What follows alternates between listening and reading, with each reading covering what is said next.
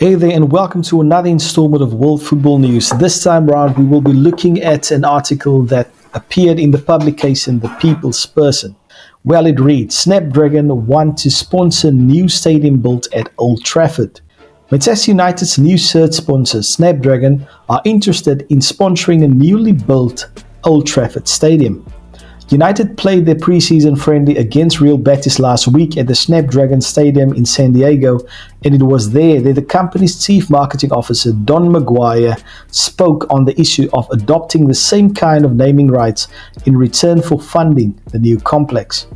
Old Trafford is Old Trafford. It should always be Old Trafford, Maguire was quoted as saying by The Athletic. But if there is a brand attached to that in some way, shape or form, powered by someone, an at or whatever. This is Snapdragon Stadium at Basher Field. We are working very closely with the team on the reimagination of Old Trafford from a technology and innovation standpoint, and Carrington both. So if that leads to something bigger, where it would make sense for us to go even bigger, the shirt sponsor, which is Snapdragon, is pretty big, by the way, not inexpensive. But if it makes sense, we are always looking out for opportunities. Maguire seems to be suggesting that the new stadium could be called the Snapdragon Stadium at Old Trafford. United have a £60 million per year shirt sponsorship deal with the company, which runs for 3 years with the option of 2 more. That potential £300 million outlay would be small fry compared to the estimated £2 billion required for the stadium rebuild. Maguire also commented on United's global popularity and suggested a Far East tour would be good for both the club and the sponsors. We'd love for them to come back here every year, he said. What we will do is work with the club on their summer tours. We'll be a presenting sponsor on the tours wherever it is, but we'd like them to take it around the world and share the love. And so we're looking at markets that are big Snapdragon markets as well to bring to the team. We know that they've played in China before and they'd love to go back to China, and we'd love that too. We are a global company. One of our biggest markets is in China. Another big market is India. So we sell our products in volume through partners all over the world. I have to be able to scale the brand, and that's what I'm trying to do. Manchester United's biggest fan base is in China, 253 million fans, a huge market for my company and the Snapdragon brand. Walk down the street in Shanghai, you ask someone if they know what Snapdragon is, they absolutely will tell you, of course, it's my phone. So attaching myself to Manchester United for that global reach and scale makes sense for a company like ours, because it's got to kick ass in Europe, it's got to kick ass in China, it's also got to kick ass in India and Brazil and the US. United fans are divided over Ineos's intention to sell the naming rights to the new stadium, but it is probably inevitable in the modern world. A sponsor who at least incorporate the Old Trafford name in with a brand would at least offer a compromise. So that's then the end of this piece. What do you make of this? Do you agree that this would be a good thing for Manchester United? Would this help with a rebuild? Definitely, I think so. But £3 million is a lot less than the $2 billion which is required for the total rebuild of the Old Trafford.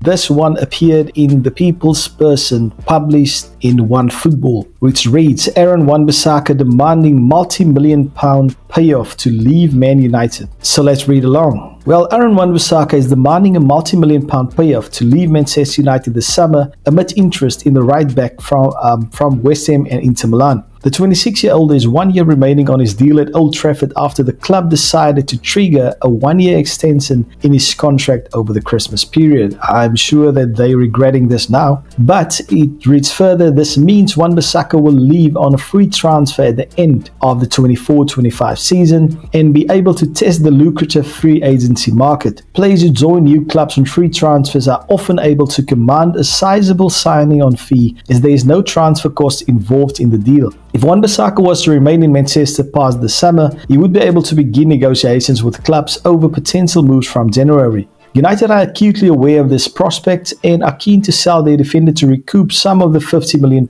fee they paid Crystal Palace for his services in 2019, rather than losing him for free next year.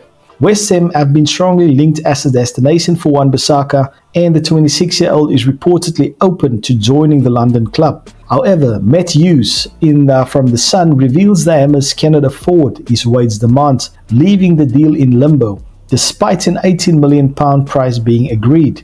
And it's for this combination of reasons, the prospect of a free agency payday and West Ham's inability to match his wage packet at Old Trafford, that has led to Wan Bissaka's demands for a payoff by United to leave the club this summer.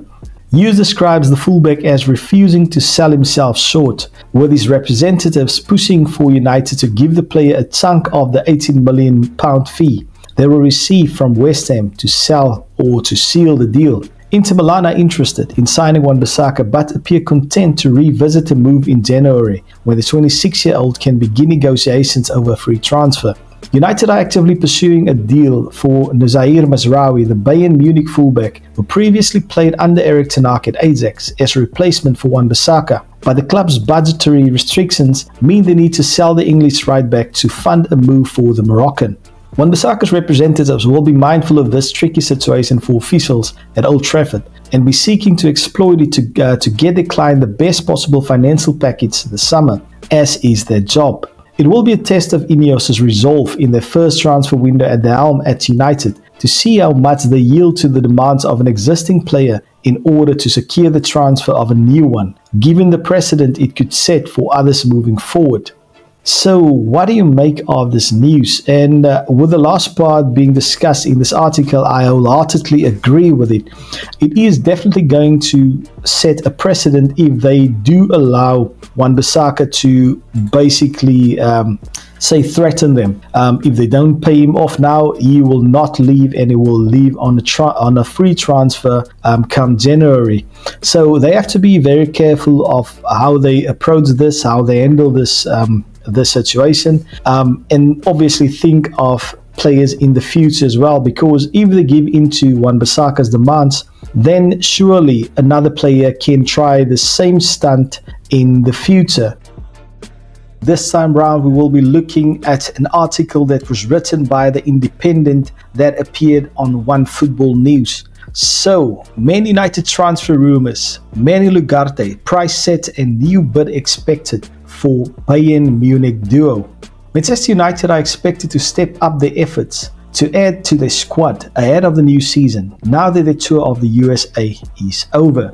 The biggest priority for manager Erik ten Hag is at the back following injury to new signing Lenny Yoro and fitness concerns over Johnny Evans, Victor Lindelof and Harry Maguire. United have been linked with Bayern Munich duo Nozair Mazraoui and Matthijs de Ligt, with ten Hag a long-time admirer of the duo.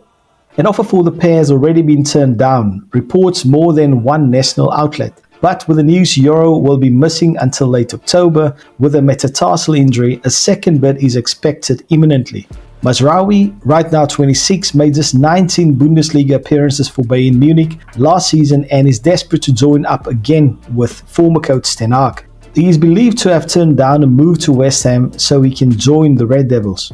De Ligt has been a target for United since ten Hag arrived in 2022, with the Dutchman desperate to bring his fellow countrymen to Manchester.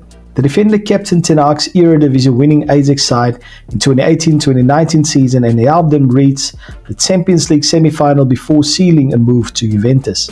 New Bayern manager Vincent Kompany has reportedly informed the defenders they are surplus to requirements ahead of the new season. Another player who could be on their way to United is Uruguayan international midfielder Manuel Ugarte, according to Fabrizio Romano. The 23-year-old is seen as the number one target to replace Casemiro, who has struggled to rediscover the form he showed in his first season for United. He currently plays for PSG, but they are willing to let him go for a fee of around £51 million, which is rumoured to be £8.5 million more than what the Red Devils want to pay.